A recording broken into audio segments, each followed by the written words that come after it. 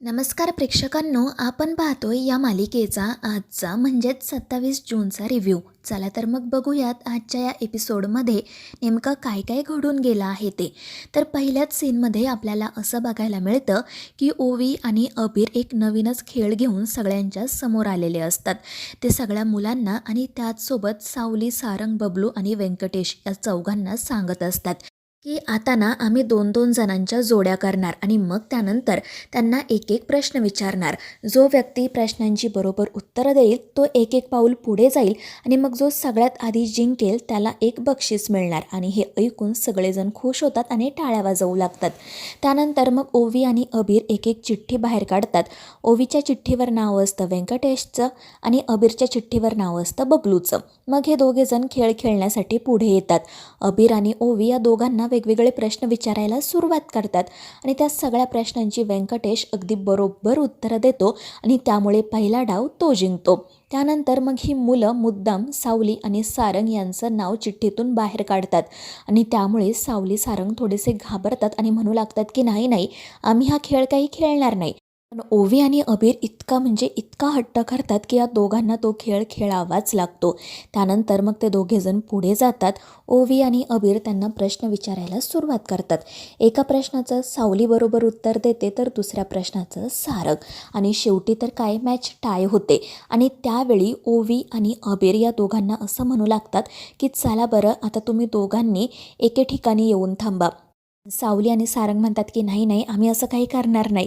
पण ही मुलं काही ऐकतच नसतात आणि त्यामुळे सावलीला आणि सारंगला नाईलाजाने का होईना पण एकमेकांच्या अतिशय जवळ येऊन थांबावं लागतं. पण त्यावेळी नेहमीप्रमाणे या सावलीचा तोल जातो आणि सारंग तिला सावरतो.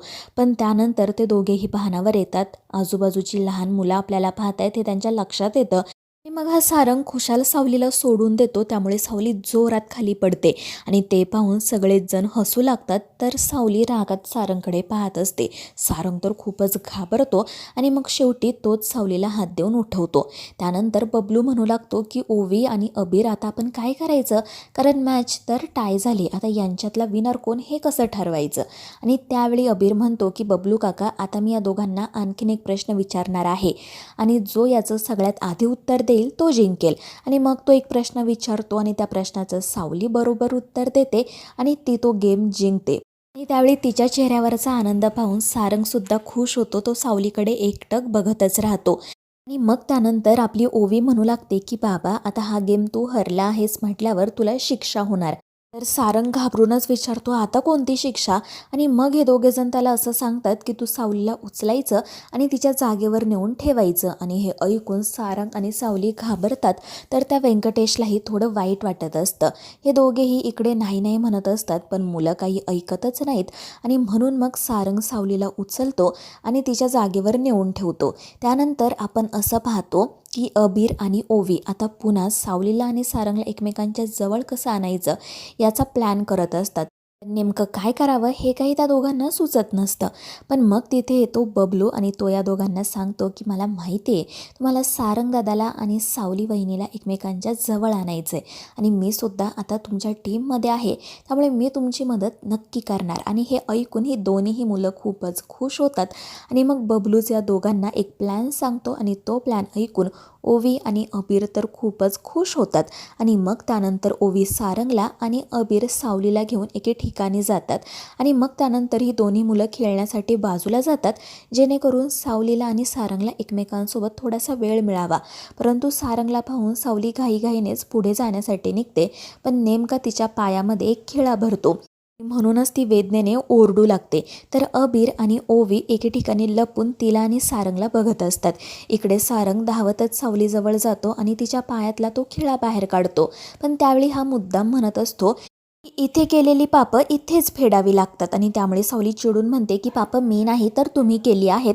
आणि मग पुन्हा ते एकमेकांशी भांडू लागतात. पण त्यांचं भांडण पाहून इकडे ओवी आणि अबीर मात्र खूपच खुश होत असतात. त्या दोघांच्या इतकं तर लक्षात येतं की हे दोघे ना खरंच आधीपासून मित्र आहेत आणि मग यांना आणखीन एकमेकांच्या जवळ कसं आणायचं याचा विचार ही मुलं करू लागतात.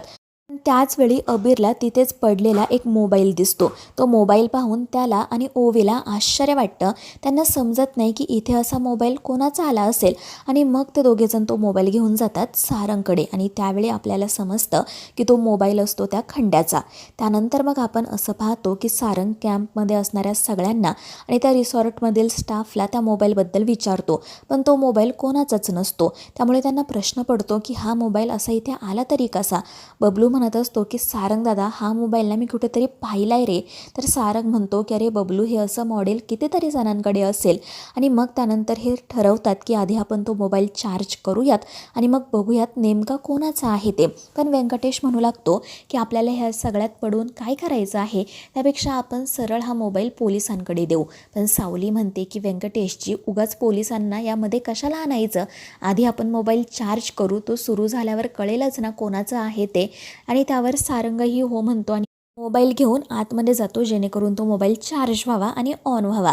तर दुसरीकडे राजकुमारचा वकील त्याला सांगत असतो की साहेब, मी त्या जगन्नाथला नोटीस पाठवली आहे, आता उद्याच ते गुरुकुल त्यांना खाली करावं लागेल. आणि हे ऐकून हा राजकुमार खूपच खुश होतो आणि त्या वकिलाला सांगतो की आता तुला जे हवं ना ते मी देईल आणि ते सुद्धा दुप्पट.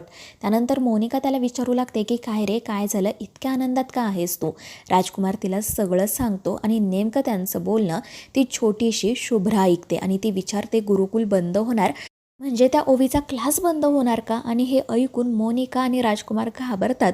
राजकुमारला असं वाटत असतं की जर चुकून ही शुभ्रा सारंग पुढे काही बोलली ना तर मग आपलं काही खरं नाही. म्हणून तो शुभ्राला म्हणतो की हे बघ, हे सिक्रेट ना सिक्रेटच ठेव, प्लीज कोणाला काही बोलू नको.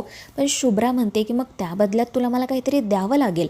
आणि हे ऐकून राजकुमार डोक्यालाच हात लावतो आणि मग त्यानंतर तो त्या शुभ्राला भरपूर खेळणी, चॉकलेट्स, बिस्किट असं काय काय द्यायचं कबूल करतो. आणि मग कुठे जाऊन ती मुलगी म्हणते की ठीक आहे, आता मी तुझं हे सिक्रेट कोणालाही सांगणार नाही. आणि मग त्यानंतर राजकुमार मोनिकाला त्याचा पुढचा प्लॅन सांगू लागतो, म्हणू लागतो की त्या जगन्नाथची आणि माझी तशी तर खूप जुनी दुश्मनी आहे, पण त्या दिवशी त्याने माझ्याच घरात येऊन माझी कॉलर पकडण्याचा जो काही मूर्खपणा केला आहे ना, त्यामुळे आता मी काही त्याला सोडणार नाही. आता बघ तू, मी त्याला कसं उद्ध्वस्त करतो ते. नाही ना त्याला मी रस्त्यावर आणून उभं केलं तर माझं नाव राजकुमार मेंदळे नाही. आणि हे ऐकून ती मोनिका मात्र मनातल्या मनात म्हणत असते की हा राजकुमार ना खरंच मूर्ख आहे. याला असं वाटते की हा खूप मोठं काहीतरी करतोय, पण जेव्हा याला समजेल ना की ते गुरुकुल त्या सावलीचं आहे आणि ती अजूनही जिवंत आहे, तेव्हा या माणसाच्या पायाखालची जमीन सरकेल. पण ठीक आहे, याचं कर्म हा बघून घेईल. शेवटी काही झालं ना तरी फायदा तर काही माझाच होणार आहे. आणि म्हणूनच ती बाई खुशाल खुश होते. तर मित्रांनो, या मालिकेच्या पुढील भागांमध्ये आता आपल्याला असं बघायला मिळणार आहे की कॅम्प संपल्यानंतर सावली, व्यंकटेश, जगन्नाथजी सगळ्या मुलांना घेऊन पुन्हा एकदा गुरुकुलमध्ये येतात. पण त्यावेळी पोलीस त्या ठिकाणी येऊन त्यांना सांगतात की हे गुरुकुल आम्ही आता सील करणार आहोत, तुम्हाला ताबडतोब ते रिकामं करावं लागेल. आणि त्यामुळे या सगळ्यांनाच मोठा धक्का बसतो. तर मित्रांनो, आता या मालिकेच्या पुढील भागांमध्ये नेमकं काय काय घडणार आहे हे जाणून घेण्यासाठी आपल्या चॅनेलला सबस्क्राईब करा.